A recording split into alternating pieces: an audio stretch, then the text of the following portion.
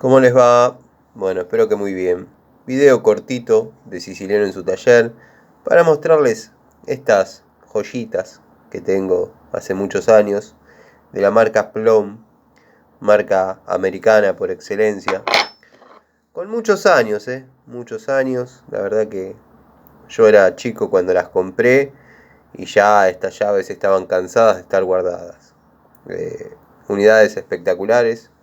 La verdad que un gusto haber trabajado con esta marca, si bien no son muchas las unidades que tengo, pero en el baúl de los recuerdos tengo alguna que otra más y las tengo que sacar para hacer un videíto de herramientas americanas, antológicas americanas, o bueno, tengo algún video dando vuelta ya con esa temática donde muestro Plum, Proto, en fin, todo este tipo de marcas que el amigo de Cazando Herramientas a veces muestra.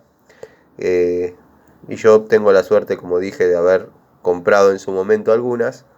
Si bien soy más de la herramienta europea, antológica, pero bueno, no vamos a negar que saben y mucho sobre herramientas los amigos americanos.